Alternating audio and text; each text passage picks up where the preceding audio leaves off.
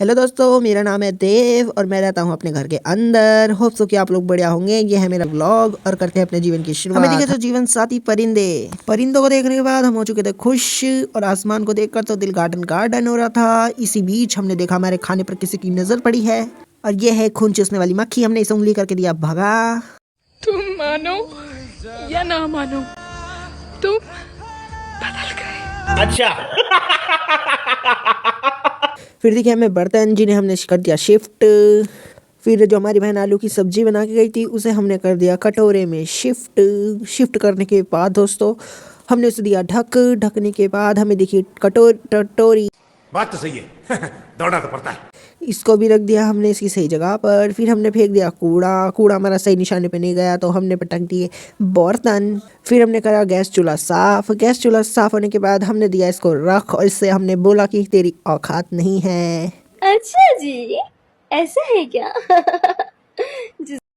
पर इसने रिप्लाई में हमें दे दिया गिफ्ट देने के बाद दोस्तों हमने सोचा हमने इसका बुरा किया तो हमने इसको रखे, हमने इसको थैंक यू बोल दिया। फिर उसके बाद हमने दिया बेलन को पटकने के बाद इस कपड़े को रख दिया इसकी सही जगह पर।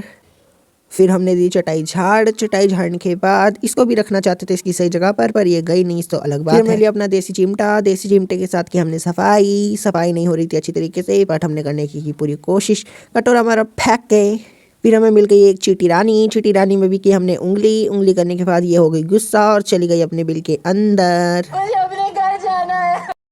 अंदर जाके रख दिया अपने खाने को और फिर हम भी करने लगे अपनी दिनचर्या। लेकिन दिनचर्या में हमें दिखा एक चुड़ैल का बाल देखते ही हमारे मन में आया इसके ऊपर टोटका करना चाहिए या नहीं, तो हमने इसे अपने सिर पे लगा लिया। फिर हमें मिली हमारी बहन की चुंदरी जिससे मुझे सबसे ज़्यादा नफरत है, तो मैंने इसको फेंक दिया नीचे और इस पे बजाय लात ही लात। उसके बाद मेरी खुशी का नहीं था ठिकाना। मैं हो गया खुश होने के बाद दोस्तों मैंने अपनी सफाई को किया चेक करने के बाद हमें पता चला कि ये बहुत ज़्यादा साफ़ है।